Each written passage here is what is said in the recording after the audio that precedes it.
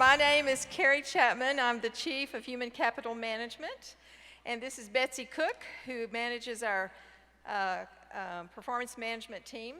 And we are going to talk to you today about something that will be very important to you, and that is the Teacher Excellence Initiative, our appraisal system for teachers.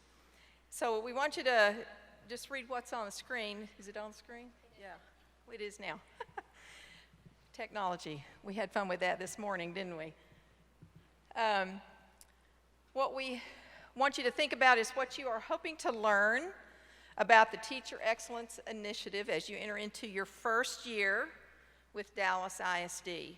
So think about that for about 10 seconds, and then I want you to turn and talk to your neighbor and share what your first thoughts are about that. So today we're going to cover in the agenda what Teacher Excellence Initiative is, defining excellence, supporting and rewarding excellence, and then we'll close the training session for you later this afternoon. New teachers are going to be able to, these are your learning objectives for today. As you might observe, we are modeling teaching for you in some of this. Some of us are old classroom teachers. Most of us are old. That we will want you to be able to develop the core, just really a core base knowledge of what the TEI system is about and the research behind that system.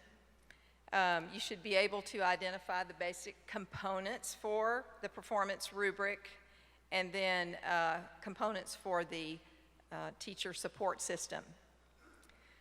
In the development of this system, the Teacher Excellence Initiative actually is deeply based in research, and we believe very strongly that this system helps drive a culture of excellence in the classroom.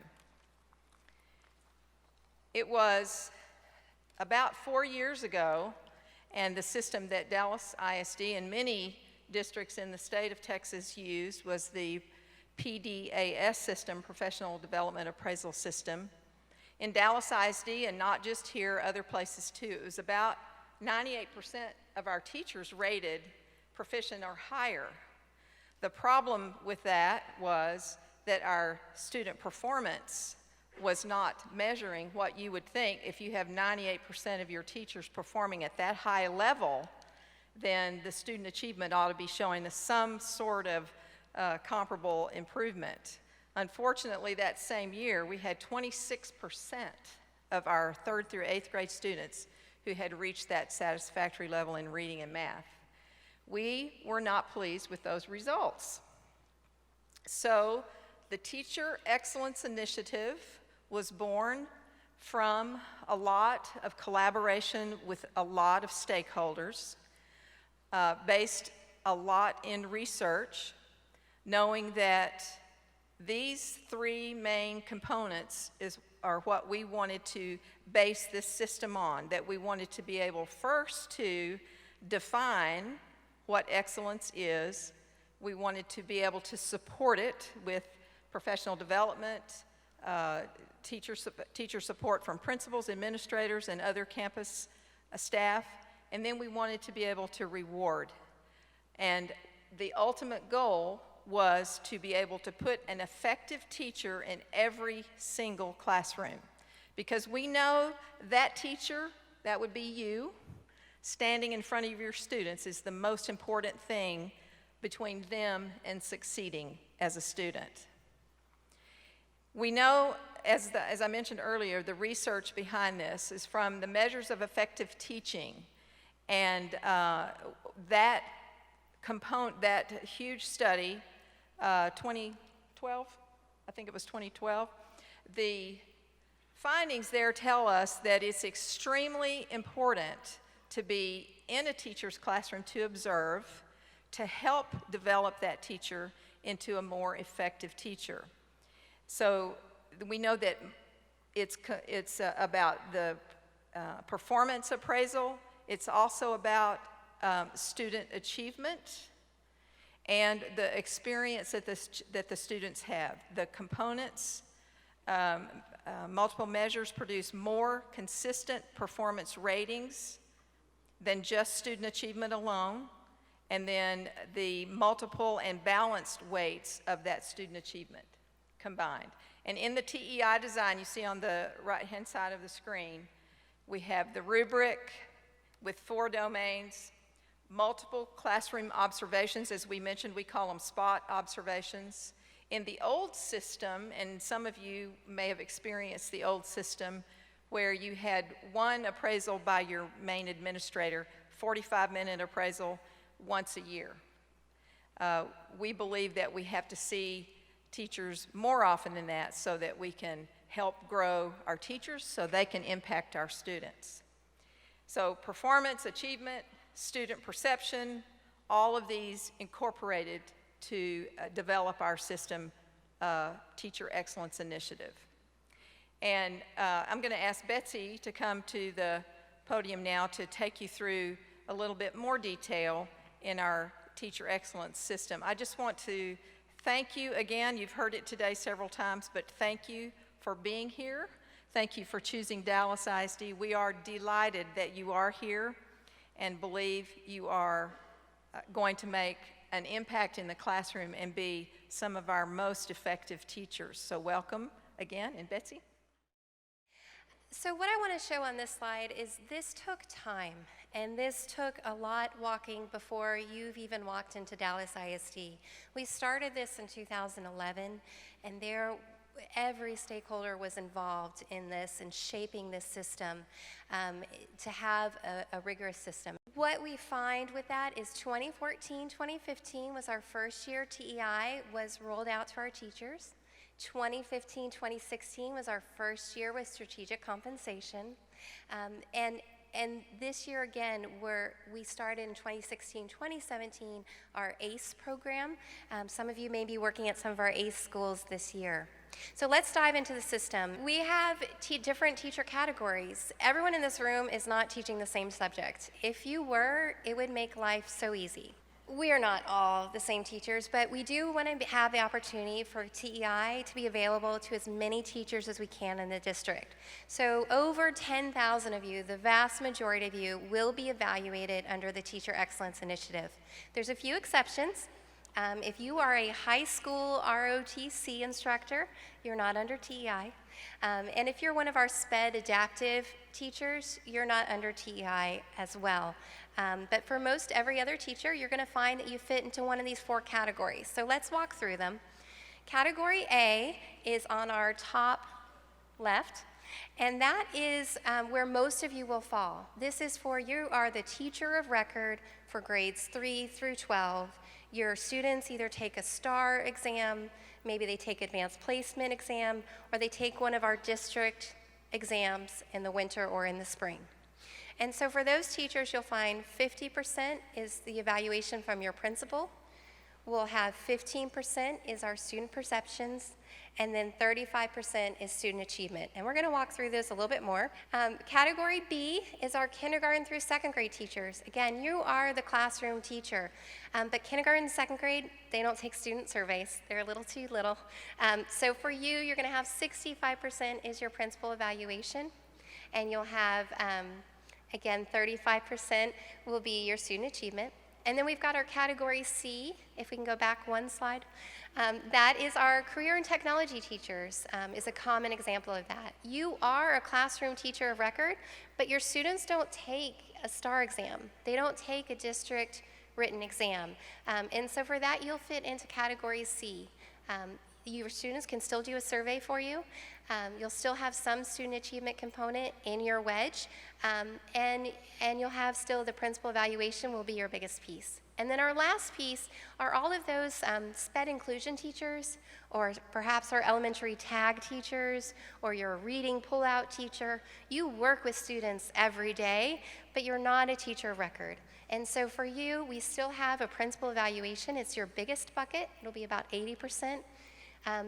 You'll still have student achievement, but we won't have the chance to have students assigned to you to be able to do student surveys. So everyone does fit into a wedge. And again, I think Carrie mentioned this as we got started. Next week when you're on your campus, you're going to do a whole day diving into TEI and really going into depth. So if this feels like, wait, I have a question there, I have a question there, certainly you'll get more chance to learn more in your campus, and we'll put my contact information up at the end. Okay, so we're finally ready for this slide. So teacher performance, for all of our teachers in those categories, it is your biggest wedge. For some of you who are coming to us with experience and you've been under other evaluation systems, this is going to feel similar in a lot of ways. This is your principal and your assistant principal evaluating what's occurring in your classroom, and that is your biggest wedge. So this is our teacher performance rubric. We have 4 domains in Dallas. Domain 1 talks about your planning and your preparation. Domain 2 is the actual execution of the content and the delivery of the curriculum. Domain 3 talks about what kind of learning environment are you creating? What's your classroom environment? Domain 4 talks about your professionalism and your professional growth. Next slide. So this is our teacher performance rubric, and again, you'll get a chance to really dive into this as we go through, but a couple things I want to point out to you. Every rubric, it starts with that top sentence that describes the essence of the domain. In this case, we're looking at 1.1, and it's our teachers design clear, targeted, appropriate lessons for diverse learners. Then we have 1.1, content expertise. That's the actual indicator. We've got, again, a definition of what do we mean by content expertise. In this case, we're talking about demonstrating knowledge of the content, concepts, and skills. You'll also see on the left of every section of the rubric, essential teacher skills and actions. What are we looking for when we're talking about this? And then on the actual performance ratings themselves, there's clarified language within each performance rating to help differentiate what does it mean to be exemplary versus progressing, and what does that look like? What are the differences that we see there?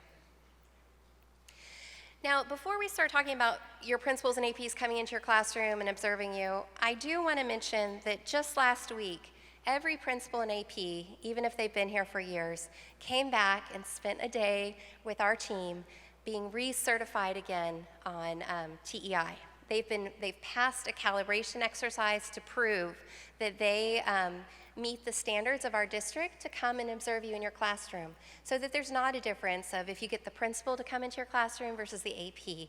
So they've all watched a calibration video of one of our fellow teachers here and had to pass that exercise before they're allowed to come back out and do evaluations for the year. So that's important to know, that they pass their own rigorous standard as well. So spot observations. Spot observations are a 10 to 15 minute visit in your classroom. They're not announced typically, but it is a visit to your classroom. You will get a score on domains 2 and 3. That is your execution of the content and what type of learning environment are you creating. Those scores, though, are not going to be averaged to the end of the year, but it is a chance for you to have a score as part of your feedback, as well as written coaching and feedback as well. So you can get a sense of where should I keep focusing my work. The number of spots that you receive in Dallas is differentiated based on your performance. So everyone in this room is new back to Dallas ISD. So we're expecting that you'll have at least 6 of these spot visits into your classroom this year. If you're performing at a proficient level, you'll have 4. And then once you're one of our distinguished teachers, that proficient 2 and above, none are required, although certainly optional to come still get that coaching and the feedback and the spots. So how many spot observations will you guys have this year? I know we're going quickly. 6. Wow, thank you guys. That's exactly right. You will get at least 6 this year. Now, everyone's going to have at least 1 extended observation. Even our distinguished teachers, everyone gets 1. Now, with your extended observation, you do receive notice. You'll have a 10-day window when you know your observer's coming in. And they'll watch 1 complete lesson or 45 minutes. And they'll also give you, after that, you'll have a chance for an in-person conversation, an in-person feedback session. Now, all of that rolls in to the end of year and having a summative performance evaluation. The summative performance evaluation is that holistic picture of what we've seen over the course of the year. And this is important, especially for, we've got the brand new teachers. We do not average those spots and those extended along the way. What we're looking for is where are you as a teacher as a whole once we're doing our summative. This also works well for teachers who are experienced, who may even be coming to us with a number of years, but there will be those days that there was a fire alarm in the middle of your spot, or the parents are in the back setting up the Valentine's Day party, and there's cupcakes being set out, and I don't know how you expect me to hold the attention of kindergartners when there's cupcakes. And that's part of the reason why that we don't average in those spot scores, but they are still so important to get those coaching and feedback checkpoints along the way so that you have a sense and you have direction of as you keep growing throughout the year. So our next wedge is student achievement. And this might be new for some of you who are coming to Dallas from a different evaluation system, or new certainly to those who are just joining us for the first time as a teacher. So what does that mean? What you'll find on the TEI resources page is actually a student achievement template document. And you can go and you can find what you're going to be teaching, third grade math, or I'm going to be teaching high school biology. And you can find what do we expect to be a part of the student achievement template. Are your kids going to do exams in the fall with the district? Will they take a STAR exam? Do they take telepass? All of those will factor in. And these student achievement templates, this was something that was developed, again, with teachers just like you as we were forming TEI. They said, you know, we want STAR to be this size of a wedge. So within that, all of our teachers, even those who are not a teacher of record or your students don't take a district exam, everyone will have that chance also for a student learning objective, which is your own teacher set goal, and then also school STAR, and that's included for everyone as well. So when we start talking about achievement, one of the things that we do in Dallas that I think is so important, that really recognizes the variety of campuses and the variety of students, and that you as a teacher, you serve every student who walks through that door. You don't pick and choose your roster of who's in your classroom. And so you'll see that in how we measure student achievement. So we do always try to measure it in 3 ways, and you'll get the best of those measurements. The first is a status measure. That's a pretty easy one to understand. What % of your kids pass? And we award points. But we know that some of those students may come to you far below grade level, and they've advanced so far this year, but they're not yet at grade level. And so we also have 2 measurements that are growth measures. We also know you may have students who walk through the room that are already well above their grade level, and they still just, you've pushed them even further. And we want to recognize that growth, that impact that all of you are having on those students that you're serving. So there's 2 other ways that we measure growth. One is a classroom effectiveness index. It's something we've been doing in Dallas for years, even before TEI. But it's looking at how does that individual student perform this year on the test, and using information for how they performed in the 2 prior years, also taking into account their gender, their socioeconomic status, what language they speak at home, and where do we expect them to be at the end of this year versus where did they actually perform. And if you move that needle further, you get more credit. And then the other one we look at is an academic peer group. It's similar, but it's looking at how the student performed for just 1 year, looking at how they performed last year, and looking then how did they perform this year versus that group of peers. Did they beat the average of that peer group? And again, if you do, you get points. And we always give the best of those measures. So you don't have to use just status for all your measures or just academic peer group for all your measures. You'll always get the best of those calculations. And on your scorecard you'll get at the end of the year, you see it all. You see the math. And you'll get a detailed report from our evaluation assessment. They'll tell you student by student, here's the math. So you really have that information. Now, student learning objective, this is the chance for all of our teachers to have an impact, to say, this is how I measure growth. That's great that there's district exams and there's STAR, but this is how I measure growth. So if you're an elementary teacher, it might be, I'm looking at reading comprehension and increasing reading comprehension. And you'll set a goal. You'll have the chance this fall to set a goal with your evaluator that this is my goal for the year. This is the group of students that I'm going to target. This is what we're going to accomplish this year. And then come spring, you'll have a chance to actually show your results and receive credit for that. And for most of our teachers, this is either a 5% or a 10% piece of your evaluation. So this you'll be doing in the fall with all the other teachers on your campus as well. So when we look at student achievement, which way do we use to calculate student achievement? All of the above, that's right. We do look at all of the above. We do always try to calculate student achievement in multiple ways, and then we give you the best of those measures. Okay, so now we're moving on to student experience. That is our wedge, it's 15%. This will be for our teachers again if you're a classroom teacher, a teacher of record for grades 3 through 12. And actually, then that's true. Either classroom teacher record, grades 3 through 12. So this is administered in the spring. The students have a choice themselves to do either in English or Spanish. They get to pick the language. And we've partnered with a national firm. These are research-based questions. And these questions, they're actually posted online right now. You can go online to the TEI website, the student survey section, and you can see the questions we'll ask right now. It's not a secret. You're certainly welcome to do the surveys with your students throughout the year. You may find you get a little bit different response when you're turning in a survey to your teacher than once we do it in the spring and it's anonymous. But it's really important that these are not a popularity contest. This is not the teacher next door never gets homework and they did better on the student survey. This is really tied into that domain 3 on our teacher performance rubric. It's really looking at what's the learning environment that you've created for your students. And we've included some of the questions. And one of my kids' favorite questions on the survey is, how comfortable are you asking this teacher questions about what you are learning in his or her class? And that really speaks to, is it a safe learning environment? Is it okay to make mistakes? Is it okay to ask for help? And what's the type of response that you get?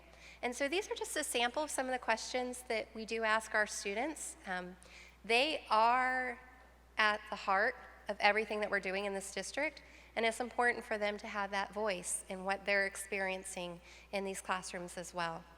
Again, you can find these questions online right now. They're available, and our students, they do participate in the survey in the spring. So which students do we give surveys to? B, that's right. We do not survey pre-K kids. No, they do not take a survey for us. And so the next part, we've defined excellence, and we've talked a little bit about that, and you'll go into much more depth in that in your campus.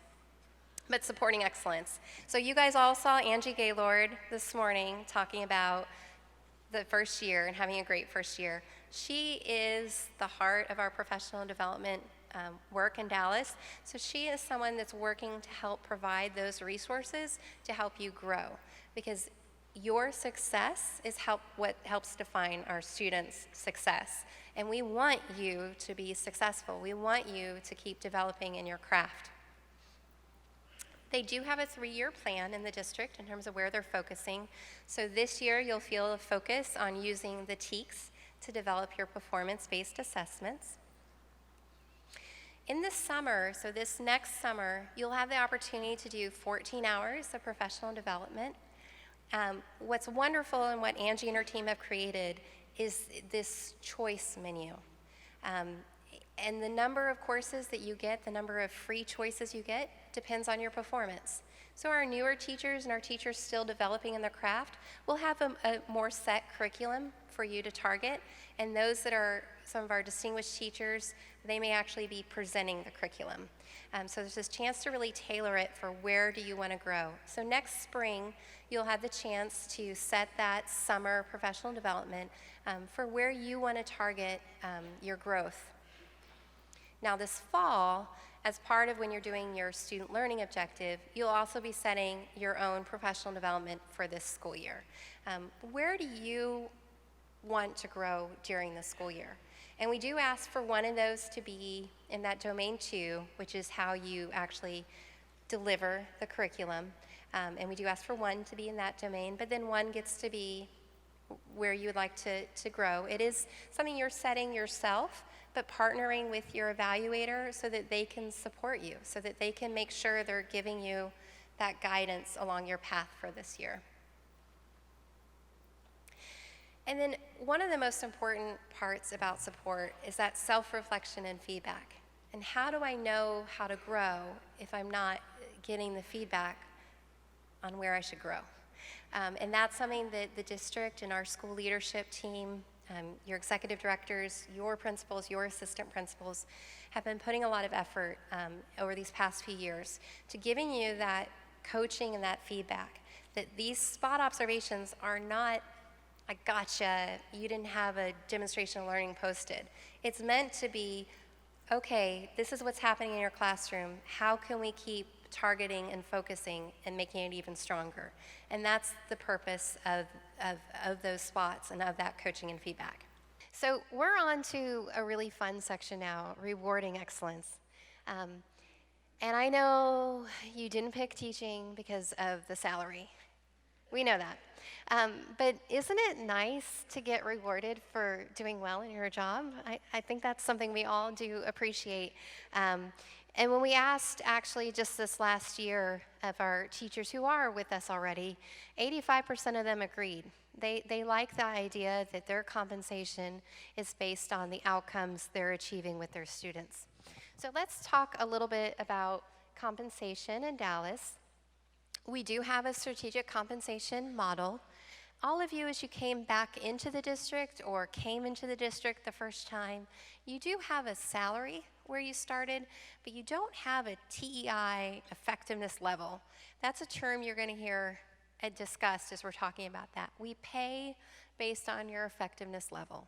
The first year, you don't have one. We don't have any data yet. We don't have a scorecard yet. So this first year, you just have a starting salary.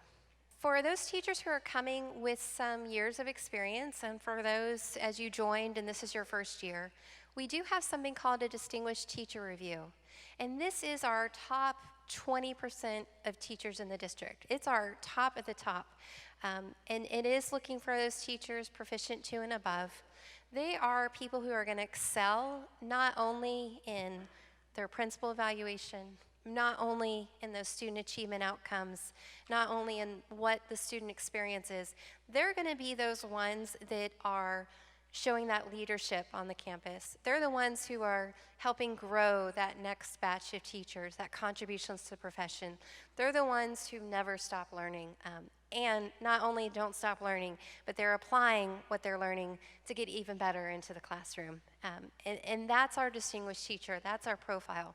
And that's open to teachers who are in their 3rd year and above. It is our top 20% of teachers, and it is that kind of top of the top. If we have teachers here who do have some experience in another school district, you are eligible to participate in DTR your first year with Dallas. And there's a few things for you to know. And I know there's so much that's going on right now. But for you, we're going to look for that summative, that end-of-year evaluation. We're going to need that by December, early December. And what that does is that opens up the opportunity for you to try for Distinguished to be considered. So if you're coming back to Dallas and this is your 3rd year or more, you do want to speak with your evaluator early about the opportunity to try for Distinguished Teacher your first year back with Dallas. But we know we do have some amazing teachers who come to us from other school districts with some experience, and we do want to offer that opportunity even though it's your first year back with us. So there's some important reminders about that, and you'll get more information as we move through, because I know it's a lot to absorb right now. So next September, you will get a scorecard, a TEI scorecard, and that's taking all those different pie wedges we talked about earlier and bringing it together into a scorecard. And on that scorecard, you're going to see the math, and you're going to see how it breaks down, and you're going to see information that talks about your evaluation, your effectiveness level, and the information that was really breaking that down for you. And that will be available next September. You'll know many of those pieces before you go home for the year. You'll know how you did on the summative from your evaluator before you go home for the year.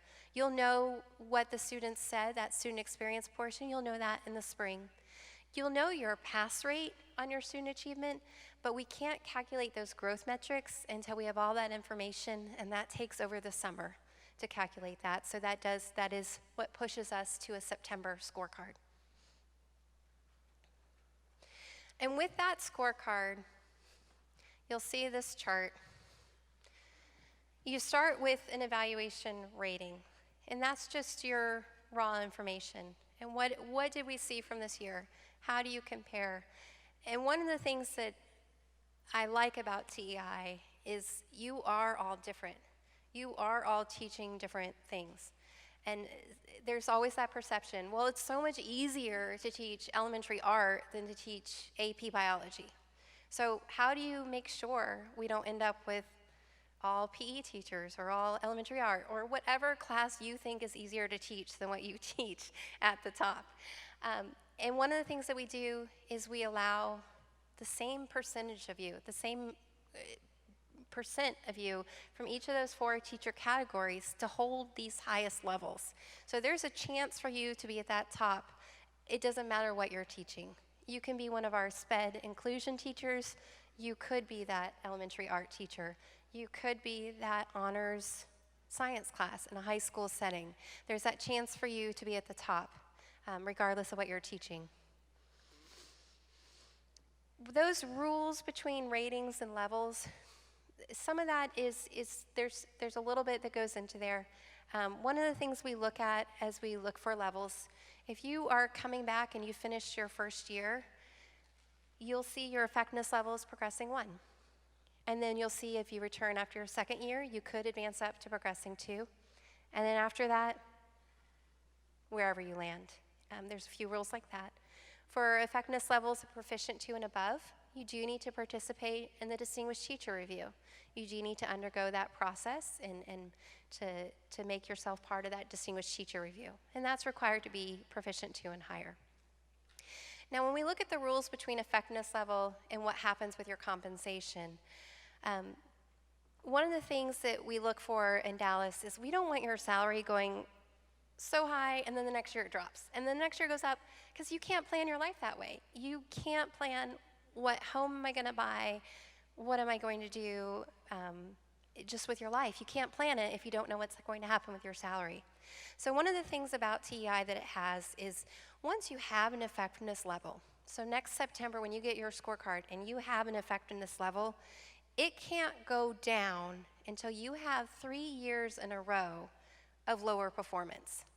So if the next year your performance does drop a little and you see your rating drop, it doesn't mean your level's going to go down that year. It doesn't mean your salary's going to go down that year. It would take 3 years in a row before you would see your level go down. And with that too, if you went down 1 year and then you went back up, your clock resets. You get to start over with that counter. And that's important from that security of knowing what's going to happen. One of the other great things that you actually don't see up there on that slide that's new this year, it's new for our returning teachers this year, is we're very fortunate that we've passed a performance retention increase. So our teachers who were at that proficient 1, it's a $56,000 salary, but they didn't move up to that next effectiveness level. What happens to them? Do they get a raise? And that's one of the things that we are fortunate that passed this past year. So they are going to see a raise. So for our teachers who continue that strong performance, and that's at the progressing 2 level and above, you would see an annual increase. And that's important too, as you're thinking about what's going to be happening to my salary and knowing that there's a lot of things beyond your control in terms of the cost of your life that go up, regardless of what you're doing with your job. So that's important. So we've built in these ways that you have that security to know my salary is not going to go down until my own performance for 3 years in a row is lower. And we're building in the way for you to still see an annual increase each year for that continued strong performance. Now, of course, your best way, your fastest way to glory is through that increasing your performance. I hope that you do all strive for that exemplary level. And I get questions about master. What's this $90,000 on the screen? And that is, again, something that I hope many of you in this room will take as your calling. What we're looking for to earn that master level is for our top teachers in the district, so our exemplary teachers, to work for at least 4 years with our schools with the most in need students. So we are giving those students who most need that strong teacher our strongest teachers. And if you work with those schools for 4 years, you're rewarded with $90,000. And we do have some teachers who are on that path. We're going into year 4 of TEI, so we do have some that are starting that year 4 of that journey. We don't have any master teachers yet, but we do have some that are on that path and are excited for what that will bring for them. So this is the conclusion of your overview of TEI, and it is exactly that. An overview is your first dip into TEI. You will have a lot more chances next week on your campus to do some additional professional development side by side with returning teachers and new. This next slide has our contact information. We are TEI at dallasisd.org. Our phone number is there as well. And our website is dallasisd.org/TEI. And on that resources page of TEI, you will find just about everything you could possibly want. And if you don't find it, you give us a call, and we'll talk you through it and walk you through and answer those questions. And make sure you ask who your campus experts are on your campus as well, so you know who your in-person contact is for you. So thank you so much for your time. Please do not hesitate to reach out as you hit those points and you hit those questions. We are definitely here to help you guys through your first year of TEI. So thank you very much.